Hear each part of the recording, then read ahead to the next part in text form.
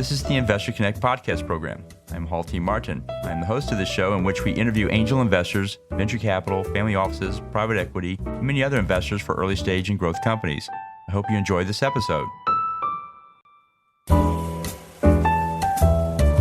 Investor Connect is a 501c3 nonprofit dedicated to the education of investors and startups for fundraising. Please consider donating $100 to the program to help others in their investor and entrepreneur journey. You can find the donate button on the investorconnect.org website. Well, hello, this is Hall Martin with Investor Connect. Today we're here with Shalabi, founder and chief executive officer at Wyth. Wyth is a new carpool and rideshare app and in service exclusively for university students. It is a closed-loop system whereby drivers and riders are from the university community, making it a safer option than current services. Cal, thank you for joining us. Thank you, Hal, for giving me the opportunity. Great. So where are you calling from today? Just south of Chicago, Illinois. Great. And so tell us about your background before Wyth. What did you do before this? Well, I've been an entrepreneur for the last 40-some years. I've started multiple business ventures in different sectors. But for the last 10 years, I worked as an executive in logistics with a company that had over 11,000 drivers throughout the U.S. and Canada. Great. So tell us more about starting a business in the area of ride sharing. What are the issues there? Sure. I think if we take a step back and look at the majority of successful businesses and how they evolved, I think a lot of it came as a result of one's experience of problems that one encounters in their life or others around them encounter. So as you begin to look at that problem, you put forth a solution to that. If we look at Netflix with Reed Hastings, it was a simple, bill that he received regarding being late 2 months in sending back a video. And that was the problem that he wondered, how many others and then, Netflix is around, Blockbuster is not. So for me, I'm the father of 4 daughters that graduated from major universities. 3 of them are doctors. So that tells you that my wife and I had to travel so many times to pick up and drop off our kids. And it's typically after working a long day in the office that you had to travel. With my youngest, I had to travel 2.5 hours each way to Madison, Wisconsin to pick her up and drop her off. It was on one of those trips that I began to think there's got to be a better way. And as they began to discuss the aspect with students about finding rides with each other when they go home, etc., there was a general, excitement in the sense, we're always looking for rides, not just to go home, but to visit our friends at universities and other things. So, that's how we started the process with the carpool option, if you will. And then in 2019, obviously COVID hit, which changed the business world.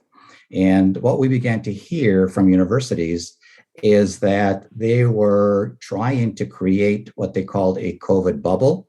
And what they meant by that is that they wanted to insulate their students, faculty, and staff from outside forces. And that really gave us an opportunity to look at rideshare in a closed loop system, as you have mentioned, whereby all of the drivers, all of the riders are from within that community. And so we pivoted and we began to, sell this, this aspect of our business model to universities.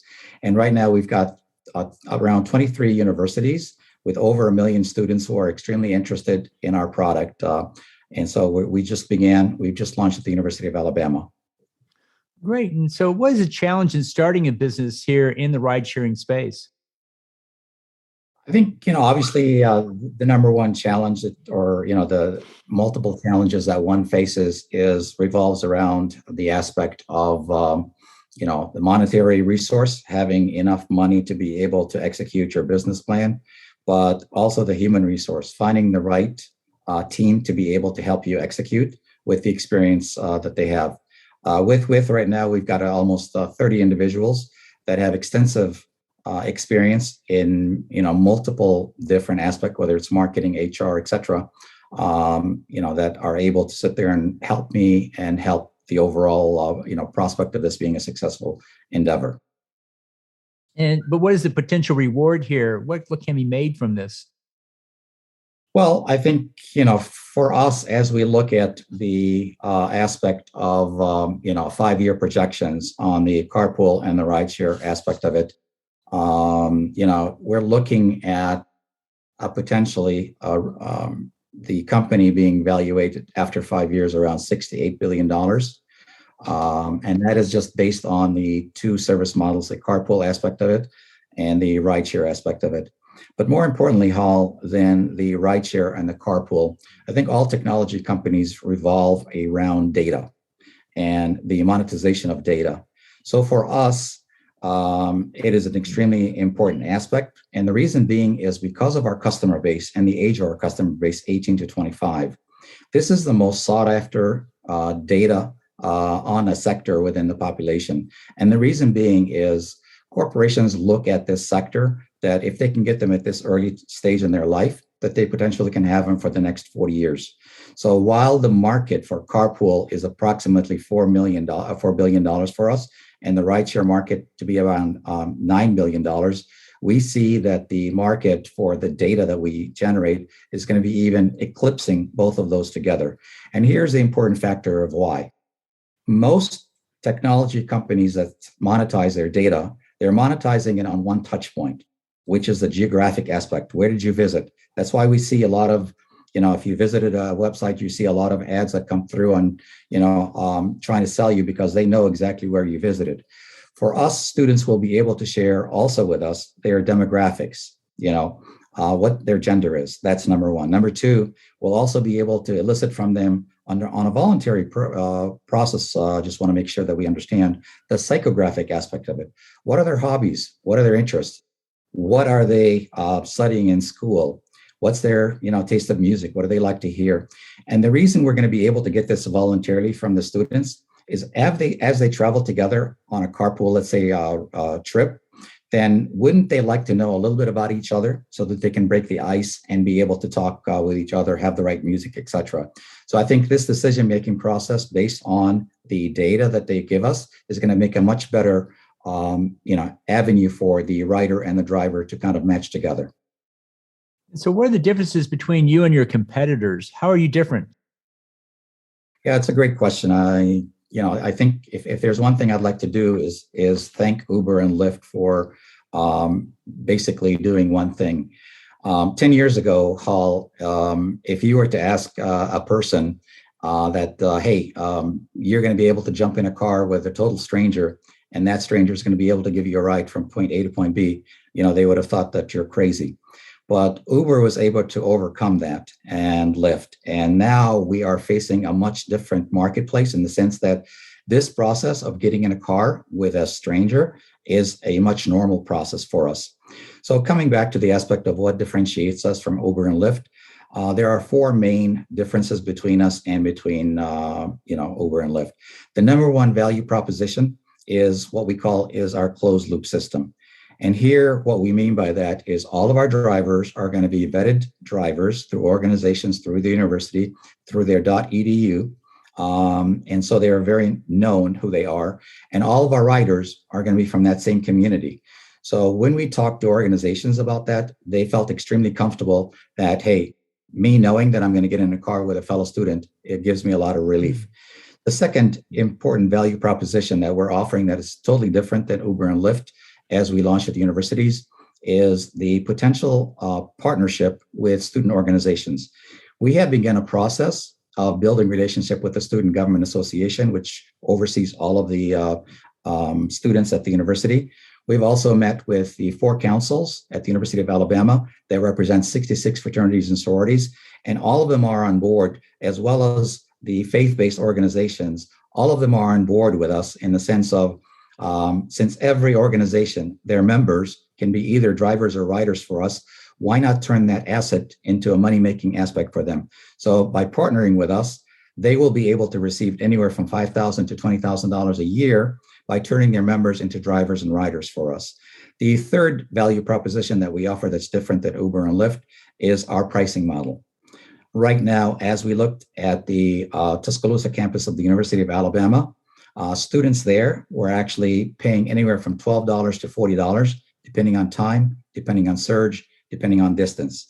For us, within a 3 mile radius that covers the 97% of the housing, as well as the campus itself, as well as the business district that the students go to. All of our rides, irrespective of distance, are just going to be $5. Later on, we will also be, putting forth an unlimited ride package for students. As an example, 4 days, Thursday, Friday, Saturday, and Sunday, they can ride for $30. And for a 5-day unlimited, rides, they can pay $50 for that. So this is the third aspect of our differentiating. The last aspect, which is also the most important for us, is the aspect of safety. I can tell you 50% of the population of any university are typically females. And as we talk to the 19 sororities at the University of Alabama, as we talk to the university, as we talk to parents, the number one aspect that they talked about is the aspect of safety. And as we talk to the student and sororities in particular, the leadership there, when they realized what we were doing in the sense of a closed loop system, and they're going to be getting in a car with a fellow student, they felt extremely comfortable in using our service and promoting that service. So these are the four main elements that differentiate us from Uber and Lyft. So what advice would you give to someone that's entering the ride sharing space? Yeah, I would say probably they have to have a lot of endurance and fortitude. I started this concept in January of 2017, and we just recently launched at the University of Alabama. So having that endurance and having that fortitude to be able to continue this in the endeavor is very, very important. Great. And what online information source do you find most helpful in your work? For me, I think reaching out to and looking at Inc., looking at Forbes, utilizing the research capability of Bloomberg is extremely important. But if there is one thing that I would suggest to any entrepreneur, anyone with a business idea that they think it's going to be a large idea, that they should get to know a Dr. Steve Blank. Dr. Steve Blank is the one that put together the MVPs, et cetera. And he really nails the aspect of success. If you follow the directives of Dr. Steve Blank, I think you can become a successful businessman. Great. Well, if you could start a business tomorrow in the ride sharing space, what would that business be? I think it's the same thing that we're doing right now, Hall. Universities have always been the hotbed of where you want to start a business. If we look at Facebook, if we look at a lot of companies, this is where they started at the university aspect of it. And including carpooling. I mean, Zimride was started by Steve Logan. And it was started in 2008 as a carpool option for students. And at that time, he was going to UC Berkeley, and he wanted to go visit his girlfriend in Los Angeles, and he couldn't find a ride. So he figured that there's a lot of people that like him that were looking for rides. So he started that business called Zimride. Zimride in 2013 was sold to Enterprise, and they converted it to carpool, but rent the car from us, thereby killing the idea that he created. So we're doing that. So the thing about universities is college students are always the best first adopters of new technology. And that's why we're starting there. Great. And so what is one thing your business did that you didn't expect? I think for me, obviously, when you have a vision of basically changing the world for a better, it is extremely hard to find and to get people to kind of join you and to see that vision. But for me, I think what was rewarding is it was really the opposite. As I began to talk to people, there was instant identification of the process, whether they have kids in college or they go back and they remember themselves as being in college and always looking for rides if they didn't have a car. So for me, that was the thing that I did not expect with this business plan, the ability for people to identify with the problem as well as the solution that we're bringing forth. Great. Well, in the last few minutes that we have here, what else should we cover that we haven't? Well, Hall, I think we covered the solutions for mobility and potentially, the aspect of, kind of organizing the over 10 million students with cars on campuses. Now, those 10 million students with cars on campuses, they are in 2,800 college towns. A lot of people think that Uber is everywhere. but Uber is not. Uber in the United States is in only 263 cities. So I want you to imagine that there are 10, and then as we look at Uber and Lyft, today Uber is worth approximately between 70 to $100 billion. Lyft is worth approximately $30 billion. All of their business model revolves around drivers. All of their business model. Without the drivers, they really don't have a business. And so for us, we have over 10 million students with cars in 2,800 college towns. The question for us, Hall, is how do we organize this vast majority of students with cars so that they are able to leverage this asset into money making, into a job making good money? Right now, we're offering students $14 to $20 an hour on a flexible schedule. That's a lot of money, especially in a state where the minimum wage is $7.25. So for us, the aspect of organizing this 10 million into so many different facets, again, whether it's mobility, whether it's the aspect of last mile delivery. But we see something else even bigger than all of that put together. If we look at the social media and what has social media done for us in the sense of separating us, in the sense of placing each of us on an island.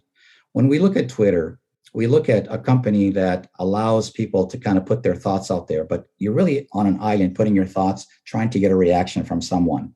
When we look at Facebook, TikTok, etc., you're really putting out there pictures and videos of yourself and things what you have done. But there's nothing out there right now that we see that can really bridge that gap and bring people back together. And we really see the aspect of us launching at the university, launching with students, that we can be in the future, play a positive role on a social aspect of our platform so that we can bring people together to do things together. So that is, some of the things I think that we're very, very excited about as we continue on our march in launching this company. So how best for listeners to get back in touch with you? The best way is to send me an email. My first name .shalabi at GoWyth, so it's KHALIL .shalabi SHALABI at GoWyth.com. Great. We'll include that in the show notes. I want to thank you for joining us today and hope to have you back for a follow-up soon. Thank you all. Have a great day.